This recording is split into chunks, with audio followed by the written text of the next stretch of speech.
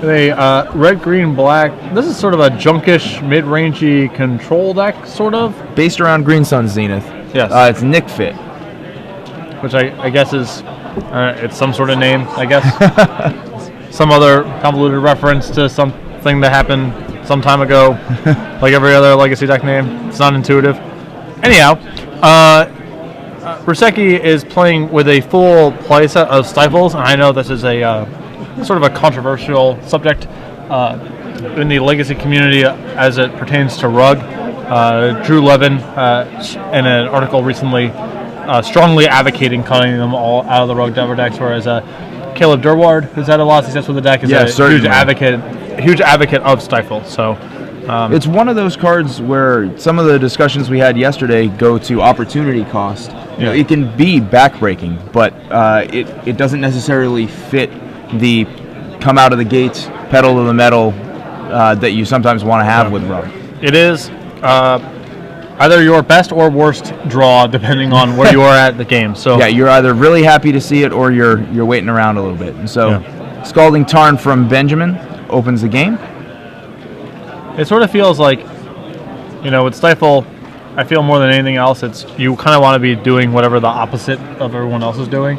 Like if people are not playing Stifle, then you get a lot of edge because people will be sloppier with their fetch lands. Well, the other piece of it is if you're making people think and they are anticipating that you have whatever the other thing is, either you're going to get more gas out of not playing Stifle, right, or you're going to surprise people. Yeah, you can. When it's prevalent in the metagame, it feels like you can not play it and still bluff it a lot of the time and get a lot of the value out of it. And when people are not playing it and not anticipating it, then people being sloppy with their fetch lands or not anticipating it can increase its value a lot. So absolutely.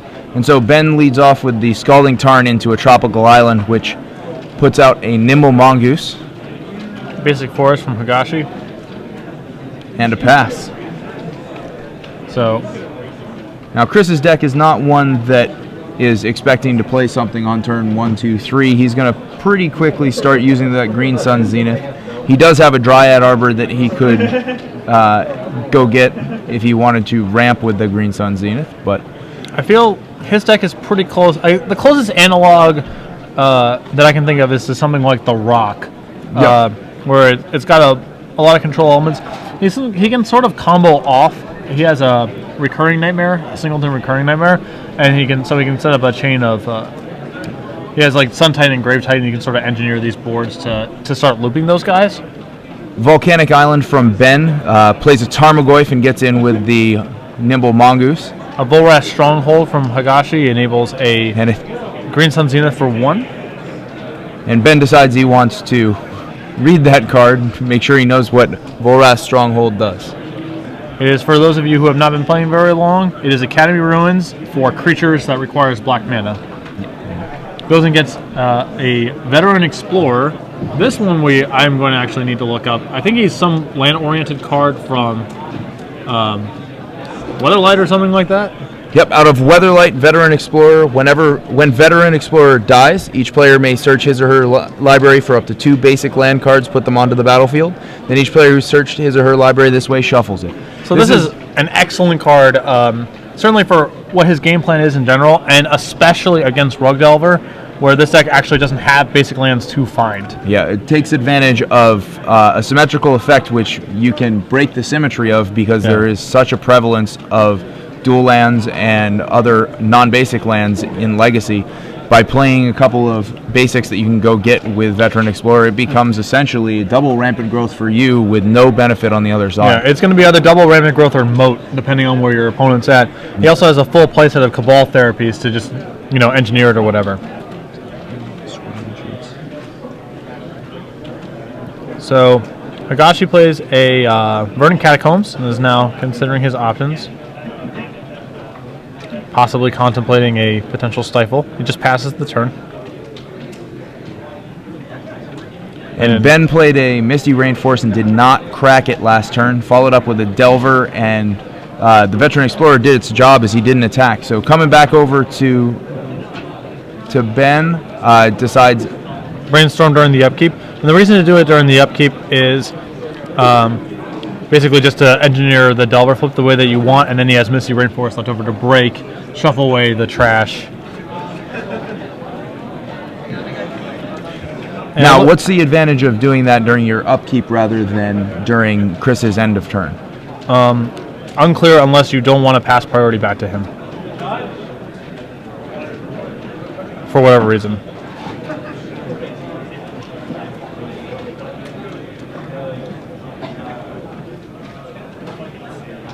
So, Brueseke contemplating his Brainstorm. Now, is this a situation where he might reveal for Delver and then shuffle all of that There's away? a very good chance. Almost certainly. It's sort of, your hand almost has to improve because you're shuffling away the worst card. So unless your hand's completely stacked. All right, so he'll reveal for Delver, flip. A Fork Bolt. Chris needs to read that, apparently. Yeah. And basically, Brueseke has to decide at what point he's willing to actually just kill the Veteran Explorer to attack with all of his creatures. The Nimble Mongoose and the Tarmogoyf don't represent enough of a clock, and it's too early to feel comfortable with the Rampant Growth. So he's going to crack in response to Brueseke's fetch here.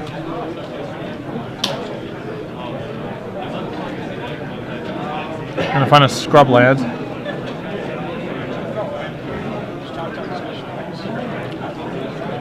Or not. Or, yeah. That was a Misty Verdant Catacombs that was? Yeah. Okay. I mean, it looks like he has a Swords of Plowshares in his hand, and it looks like he just wants to kill the Delver before Brueseke gets to enter his draw step.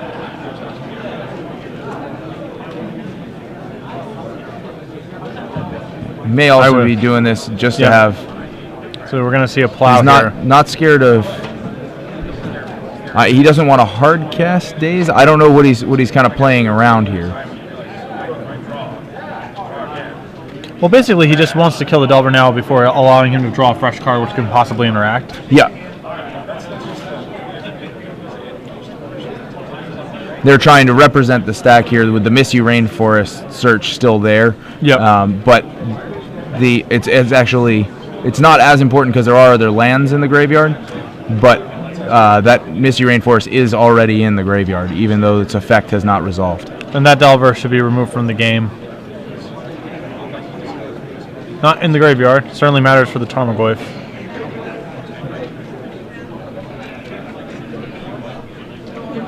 Brueseke finds a Taiga.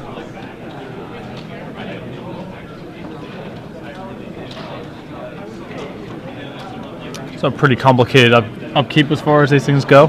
Yep. And now Ben is going to move to his draw step. And that was plenty of stuff to happen. Draws a Nimble Mongoose, which I believe he had shuffled one away. So it looks like he's got Lightning Bolt, Nimble Mongoose, Brainstorm, and then a fourth card, which I think was Fork Bolt. Another Fork Bolt. And that Veteran Explorer is pretty comfortably holding off the whole team here. Yeah, and Benjamin literally has nothing to go get. You'll often see some of these decks run 1 or 2 basic lands to get around basic land hate. Yeah. And be able to decide early in the game to use a fetch to go get a basic land. But Benjamin went for full utility, wants to have as much flexibility with his mana as possible. And that puts him in tough shape against the Veteran Explorer.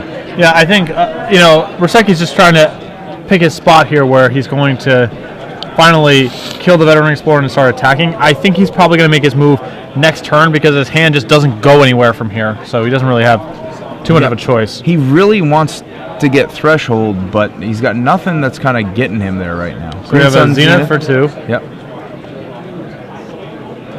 Responds with a Brainstorm. So he's up to 4. He's going to be able to play the Forked Bolt. He could play the Lightning Bolt. He's going to have another card if he's got a fetch. He can hit Threshold.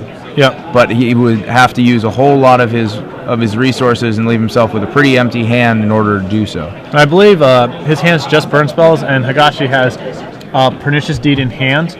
So if Brueseke kills the Veteran Explorer, Higashi can just untap and wipe his whole board. Yep. All right, so we're going to see a Scavenging Ooze, very good against Tarmogoyf and Nimble Mongoose. Absolutely, and that's going to likely keep him off of... Now, as we pass back over... Yeah, I think Brueseke's just got to make his move and kill his 2 creatures and hope for the best. Yep. He can't sit here and wait that much longer. Now, right now, Fork Bolt is really good. Yeah, to be able to wipe out both of them. Unfortunately, his attack is not going to be for a ton of damage. Certainly, Higashi will still be at a relatively comfortable life total. Interesting. 1, 2. We may have misidentified the Fork Bolt because clearly. No, he had a bolt. He has a bolt and a Fork Bolt. No, he had bolt. Oh, yeah, bolt. Okay, bolt. that makes a lot more sense. That play definitely makes a lot more sense if he's not sitting on a Fork Bolt. So 5 in the bin. Fetch land will bring it up to 6. Right now, I believe we're just looking at instants and lands, and then the Scavenging Ooze gives a creature, so the Tarmogoyf is a 3/4 right now. There's no... Yeah, okay. So yeah, this appears to be Brueseke making his move here. I think he's going to kill the Veteran Explorer and attack for 9. Now, the other thing he could do here is if he attacks in and allows Chris to block. Right now he's not at threshold, but he does have the bolt in hand, which you could throw at his head to pump the Nimble Mongoose. If he decides to block with the Veteran Explorer to try and trade. He does have that option, or he can just push through a little bit more. That's the same amount of damage. He's going to hit for 3 either with the Mongoose or... Yeah. All right, he's making his move here. So that brings him to threshold. And Chris is going to pick up his deck. Benjamin won't even try. Yeah. Not bluffing anything. Goes and gets a forest. And the key thing here is that they come onto the battlefield untapped. Unlike most mana acceleration effects, this is an untapped. Now that may have been a reason to instead have attacked in, sent the bolt to the head, and allowed the Veteran Explorer to die in combat instead, because right now this gives him 2 mana up. Yeah, I mean there is potential. There's some there's some marginal utility there. Although anything that causes that to happen would still allow Higashi to have his mana before damage. So yeah, this member happens the same way.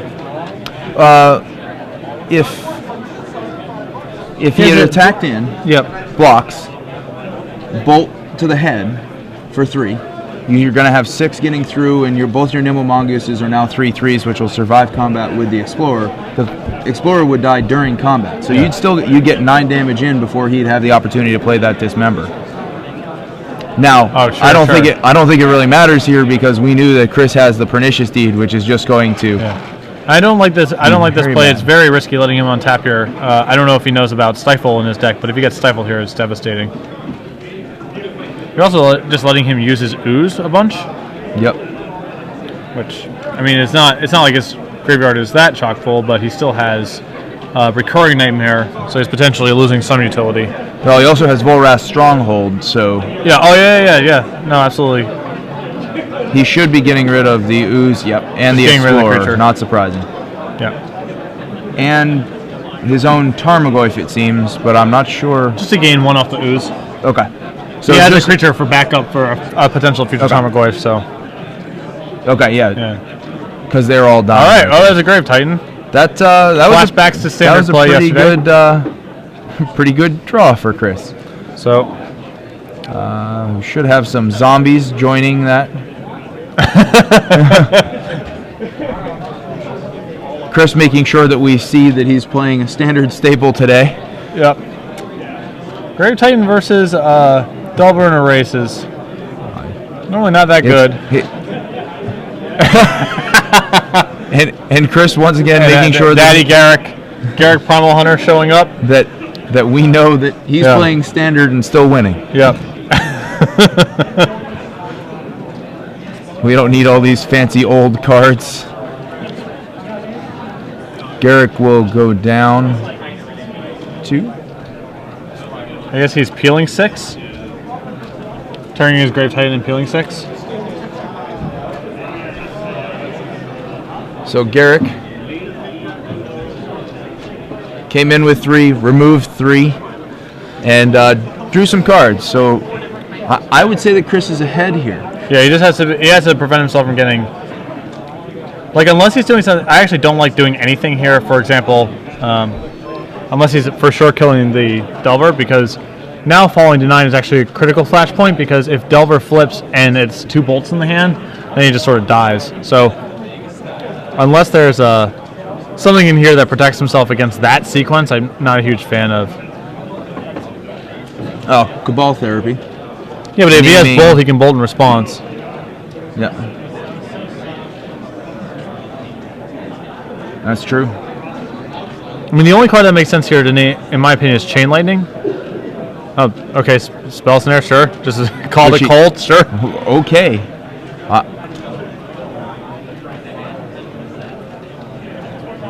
Okay, yeah, if he has a plow, if he has a plow, his play's totally fine. I'm unclear as to why Benjamin simply put that card away rather than using it to scoop the rest of the cards. There, all right. Okay. Grave Titan. Not getting any more information out of Chris on that, and just giving some away. Yep. Grave Titan claims yet another victim. Yeah. And so that was a fairly standard win for our Legacy event. And that was the 1 Grave Titan into the 1 Garruk Primal Hunter, which drew Chris 6 cards, put him into, allowed him to full plow, control. yeah, full control. No problems at all. So in the sideboard, we have Chris has access to 2 copies of Nihil Spellbomb, quite good at breaking up all the graveyard synergies. Also 2 copies of Choke, which is just an ace. Brueseke basically only has a single Taiga and 4 Wastelands that can generate mana once a Choke's in play. Yep. So that's... he's got 3 Volcanic Island, 2 Tropical Island, and they're just going to lock down. He's not going to get... And if you're making those 5 lands, 1 use blue sources, that's just game over. Yeah, there's no way, really. You can't win any sort of long game against a Choke. Also, Higashi has a Singleton Enlightened Tutor in his sideboard, which he can bring in concert with Spellbomb or Choke. He also has a Wheel Sun and Moon as a target, not for this matchup, but he has access to it. Chris also has access to 2 copies of Damnation, which I assume he will also want for this matchup. On the other side of things, we have not a ton. Like, he has 3 Tormod Scripts, which are marginal here because Higashi has a little bit to do with the graveyard, but not an overwhelming amount that you would really want Tormod Script.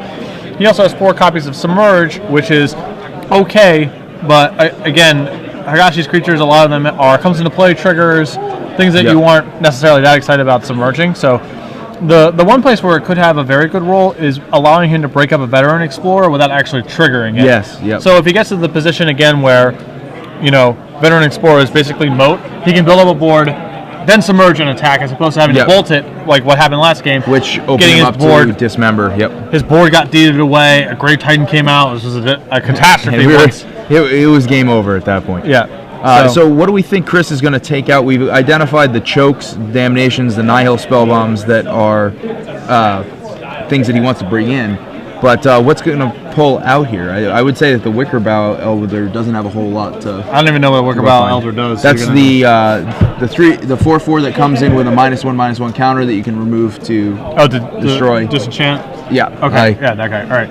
Well, I'm not a huge fan of... I guess Thrun sort of sticks out to me as being not that exciting because even though, Brueseke's deck has a bunch of targeted removal and some counter spells, it feels like Thrun is much more for it's for a control matchup. Yeah. Now, that said, there is something to be said for being able to Thrun and then Deed, or Thrun as your 1 threat card. Yeah. Chris making sure that both he and his opponent are well fueled for this, right? With some Starburst. I mean, everything in his deck seems. I mean, it's all like spot removal. Some Zenith targets, like the Wall Blossom, seems very good as a Zenith target because you can block a Nimble Mongoose or a Tarmogoyf. Yep. The Master of the Wild Hunt can actually get to a place where it starts gunning down things. Like all of his weird utility creatures actually have applications in the matchup. And especially as one-ofs, there's almost no reason to take them out because you're not freeing up much space, and you're giving up a lot of utility with Green Sun Zenith.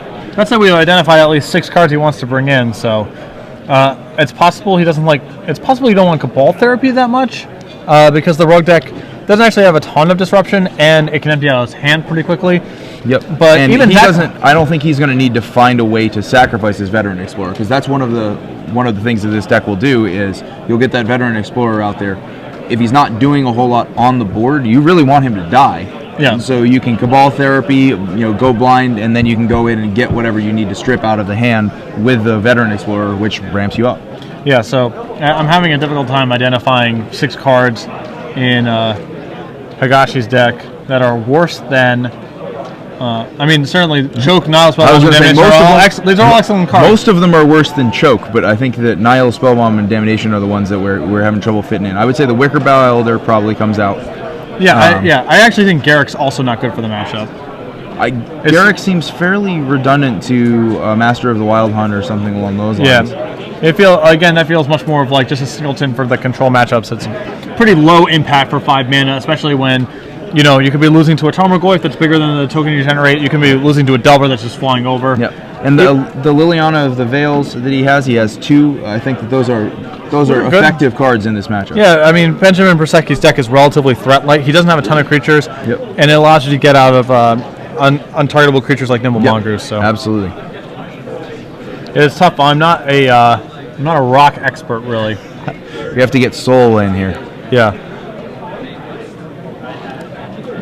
This deck has a lot more utility than the traditional rock decks. The traditional rock decks were a lot of 4-ofs, a lot of really strong, effective creatures, but this is much more of a toolbox deck. Yeah, I mean, even though it definitely has some of the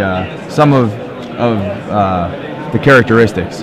Yeah, I mean, there was a Scalding Tarn from Brueseke to lead things off. There were sort of 2 trains of thought with that deck. I remember P.T. Houston, Darwin's top 3 deck from that Pro Tour was a pretty redundant beatdown deck with just Duress and Cabal Therapy backup. Yeah. There's also been builds that have either been centered around Living Wish or Vampira Tutor that are much more in the I have bullets and ways of kind of grinding you out of the game. Of the rock decks, there's been kind of 2 big styles historically. Yeah. So Volcanic Island from Ben and into a Ponder.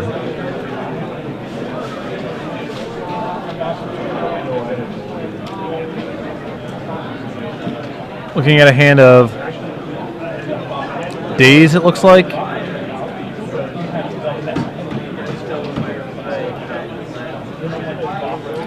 One, 2, and 3 goes into hand. Passes over. Chris leads off with a basic Swamp. Passes over. Yep. Got that Master of the Wild Hunt in hand and trying to figure out exactly what else. Yeah. He's got a lot of weirdos, so it's sort of hard to know. Misty Rainforest from Ben. And we see a lot of stuff here. That Wasteland is significantly less utility in this matchup. It appears that his hand is actually 3 Wastelands, a Tarmogoyf, and 2 Dazes, or something like that. And so he's kind of obliged to brainstorm right now because his hand is so bad that shuffling is a bigger priority than casting his Tarmogoyf on this turn. If he actually cracks his fetch land... he just saw another Wasteland. Yeah. Is that last card? Yeah, he's going to send back his 2 Wastelands. Wasteland. Unfortunately for him, he's also drawn a Nimble Mongoose off that Brainstorm, so he has something to do this turn. He can bust his Misty for a Tropical Island or a Taiga, depending on how he's inclined, and still have a play for the turn. So he put back, it looked like Wasteland. Yeah, yep. He put back 2 Wastelands. He was a little... And I think he still has one. Yeah, he was a little flooded out on top of... Yep. Yeah. Here's a Tropical Island off of the Misty Rainforest, which will see the Nimble Mongoose. Yep. So now we can see Tarmogoyf,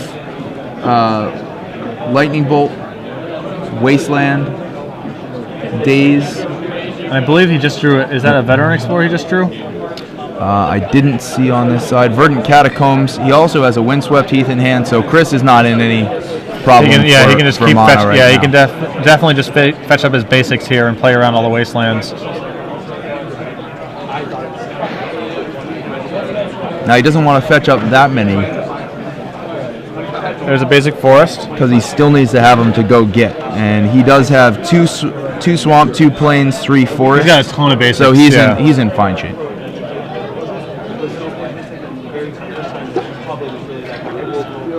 Oh, it's a wall of blossoms.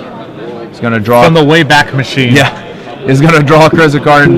That spins around, and Chris probably says, "Oh, it's Wall of Omens, but green." Yeah, and this is sort of this is the tough part of the matchup from Brueseke's standpoint. Is ideally you want to save your dazes and stuff for the actual big impact stuff. But the advantage that the time that Wall of Blossoms generates on this board is just too much. Too many of his threats cap at 3 and just can't get past. Yeah, especially since he has the Mongoose already on the board, and that's literally just blanked by sitting across from a Wall of Blossoms. Also, getting the daze means being able to cast the daze there means the fetch land that he plays this turn puts him at threshold, so it just increases his clock substantially. He's going to just bolt the head. Yep, and that brings him to 6 in the bin, 7 in the bin. 1, 2, 3, 4. 5 to 7. Yep. Goes against his Taiga. So bolt to the head must make you feel pretty good. Not when it's backed up by like Ponders and Brainstorms and stuff. I mean, it's fine or whatever, but it's not the same. Feels cheesy. So Nimble's in. So that bolt actually kind of goes for 5. Yeah, effective 5. All right, it's a miracle. Higashi falling to 13. And so even though it doesn't seem like it's been that effective a start for Ben, Chris is already down to 13 and kind of on his back foot here. Yeah, he's got a nice clock. Now there's a Veteran Explorer. And there's another one in hand. There's a Bayou. Veteran Explorer number 2. Yeah. And this is just a nightmare for Brueseke because he can't not attack, basically. He can't sit here and wait. He's not winning the game by sitting back, but so he just has to. I don't think he's winning the game by attacking either. Although Brueseke is just on one of his submerges, so he did feel like it was worth bringing in. Yep. And the game position almost got to this point. If Higashi only had 1 Veteran Explorer, then he could play a Tarmogoyf this turn and set up a huge submerge the next turn. Yep. But with 2 on the board, it puts him in real tough shape. Yeah, he either has to just allow Higashi to Veteran Explorer, or he has to wait to draw a second submerge to be able to go about his path. And either way, he's in a tough spot.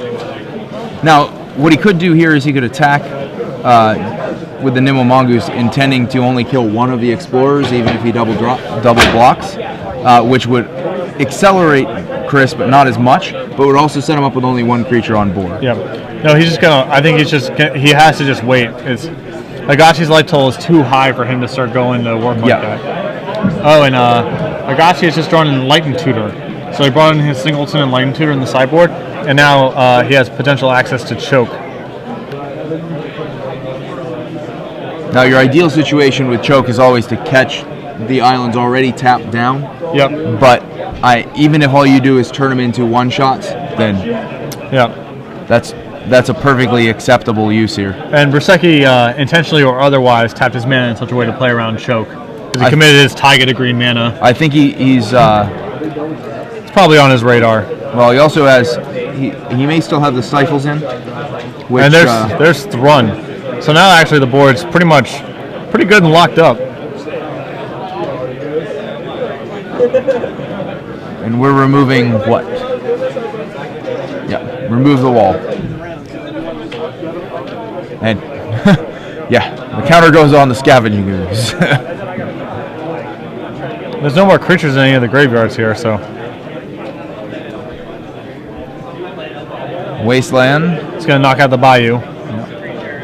Which doesn't really do a whole lot. Totally just sets him back a little bit.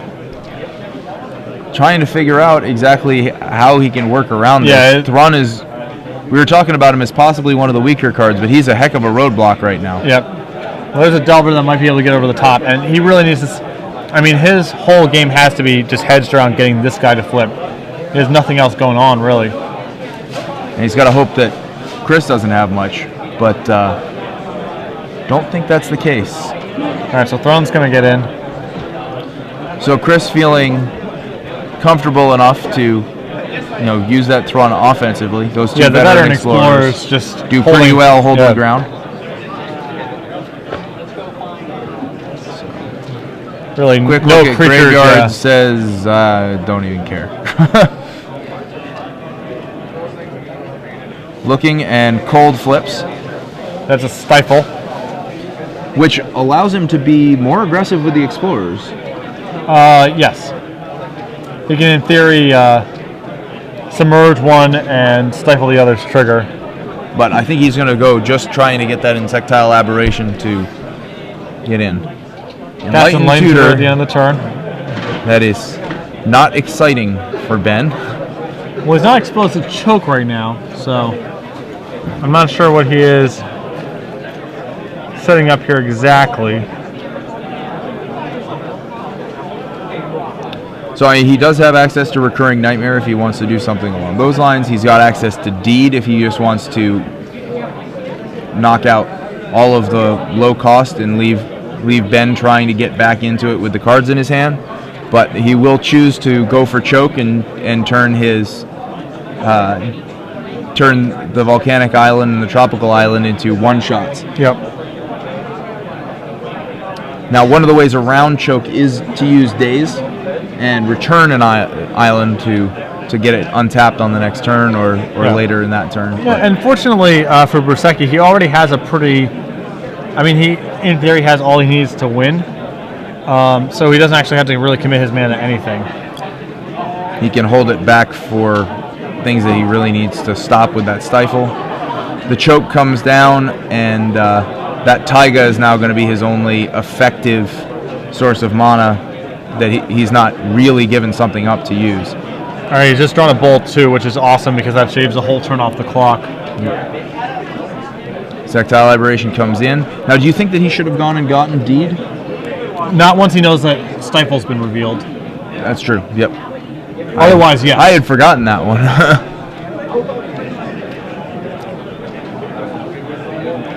I mean, it's plow or bust, basically.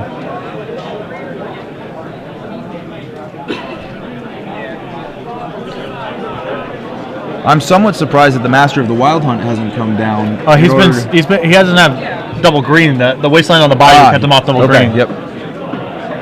All those basics. And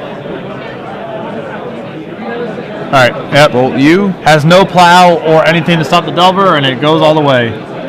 And so a game that looked like it was in Chris's favor for a while, Benjamin's able to pull out with his reach over the top with the Insectile Aberration.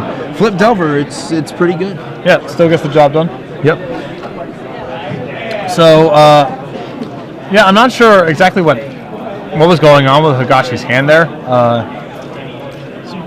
I mean, maybe he's just sitting on a bunch of uncastable sixes, and we knew the Master of the Wild Hunt he couldn't cast or whatever, but somewhat disconcerting to have the ground locked up for that many turns and just basically lose to one random 3/2 flyer. Yeah. Now, do you think he should have been attacking with one of the veteran explorers, trying to get it? I don't think so. I think the risk is just way too high because if he attacks with one and he lets the attack, Brueseke presumably lets the attack goes through, then a random submerge becomes devastating. Yeah. Like now, your untapped one gets submerged, you get hit for $1 million. Mm-hmm. And so, yeah, he was never really in a position to send one of those in. So earlier on, I'm trying to remember whether he had any opportunity to get the Master of the Wild Hunt down. I mean, he only had the Bayou in play for like one turn, basically. I'm not sure. I think he cast Thrun that turn, and then got and getting the Thrun online was, I thought, much better at the time because it locked up the whole ground and actually gave him a clock. But that was before the Delver was on the board. Correct. Yep. Yeah. And so the Wasteland came down, took out the Bayou, and Chris was off of double green for a while. Yeah, he was just stranded. But I believe he was holding that Windswept Heath for a while. No, he cracked it. No, he had it in hand, I believe, before he played it.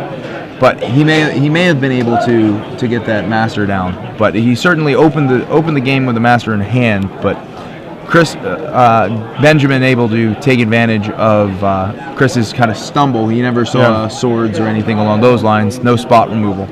he never really just got anything, like, besides the throne, he never really got anything of the powerful stuff his deck is able to do. He never really got any of it going. He was in a much more defensive position. So Bayou from Chris For Cabal Therapy. And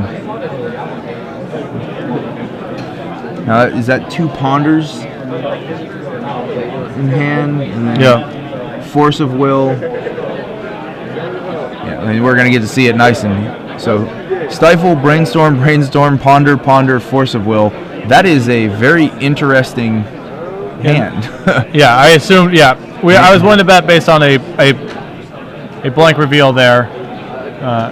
If you didn't name any of those cards, it's presumably Delver. So Delver was named, and I missed. If Chris can follow this up with a, that was a Submerge. Yeah, this is now that the threat of Therapy. Like Therapy is so devastating against this hand because he has so many multiples. I think he actually just drew another Submerge. Now he does have Brainstorm, which he can keep up to protect himself. Yeah, but again, then you're in some sort of guessing game because Higashi knows some of the contents of your hand, so you're basically guessing on what he's going to name and what he's going to hide. Yep. Right. If you're guessing correctly, then Brueseke get his whole hand blown up here. And as we were saying earlier on. If it's a veteran explorer that he gets to use to flashback, he wins anyways. And the worst part about this is Brueseke doesn't even have a second land yet. Right now, it looks like he's looking at Wasteland Bolt.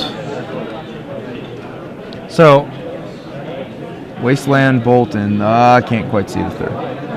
Yeah. And passes back over, and this is a huge opportunity to. Yeah, this is veteran explorer. Strip. If he can do it, Explorer. Yeah. Another Cabal Therapy. And so this should strip. Yep, it'll draw. I think he might be forcing this. He's getting 2 cards no matter what happens. He's either getting Force of Will and something of Ben's choosing, or he's probably going to pull the 2 Brainstorms. At this point, he used one of the Ponders. I think he only had he had 2 Ponders, 1 Brainstorm. All right, so he's forcing, and a lot of this is trying to just reduce the diversity of the homogeneous. Oh boy, there's a veteran explorer. Wow. We're going to get a flashback to Therapy and Rampant Growth twice. And you also get access to that mountain immediately. Yep.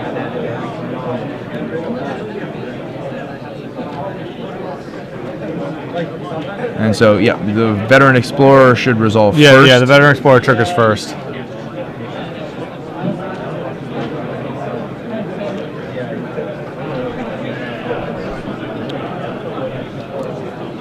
And a free shovel for Brueseke here. Yeah, who knows that the top of his deck is not what he wants to see. Right. Falling solidly into the might as well. Yeah, this is a much more Plains Swamp for Chris. Much more powerful-ish. This feels more in line with what the deck's supposed to be doing. Some disruption, overload, ramping, opening up the door for some huge play next turn. And so instead of getting a white mana where he still doesn't have access to it unless he's got something in his hand right now, Chris goes and gets a swamp and a forest and now has access to 3 green and maximum of 3 green. All right, so he gets a Ponder. Black. Shows a hand of Stifle, Brainstorm, Submerge, and Nimble Mongoose. Yeah, he did have 2 Brainstorms.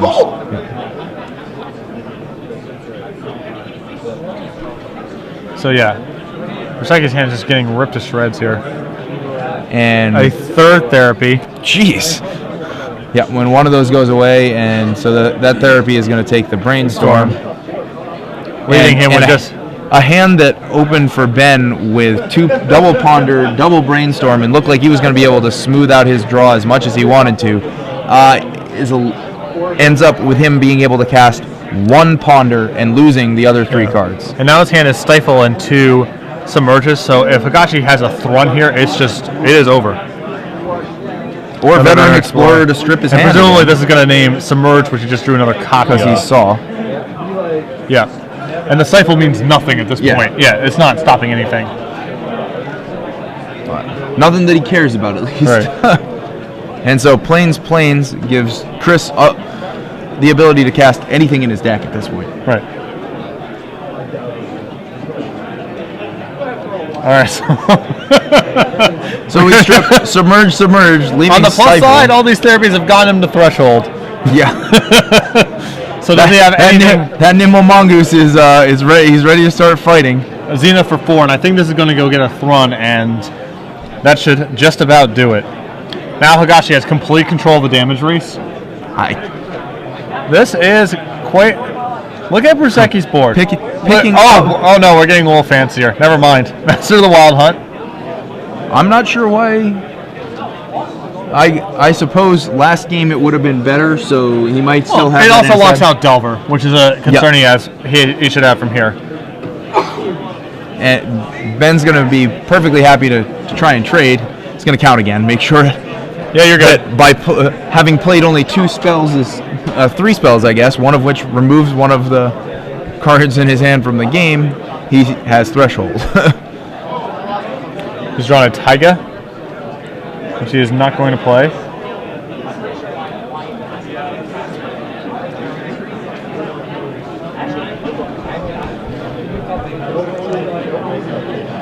Wolves. An attack from the Master. Aha. And there's a Sun Titan. That card's pretty good. Know what other card's pretty good? I guess he's going to stifle it comes into play trigger. Yeah, that's a good stifle. I mean, sort of a... kind of irrelevant at this point. This is sort of an overwhelming beatdown right now. Haha, I will wasteland your land. Posted. Almost posted. Please sign your seats.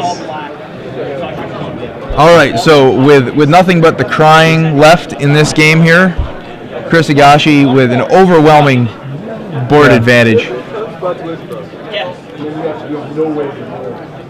Therapies and veteran explorers just all right. So Deed for backup, and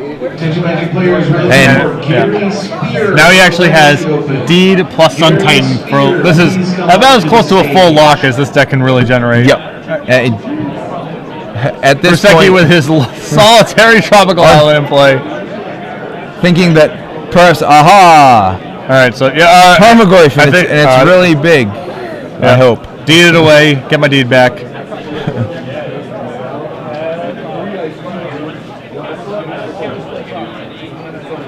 And just because we had to, this had to be clean. Yeah, so Chris Higashi. All Ben can do is shake his head as his hand. That was a spectacular draw on that third game. Yeah. All the pieces you could want. And that looks like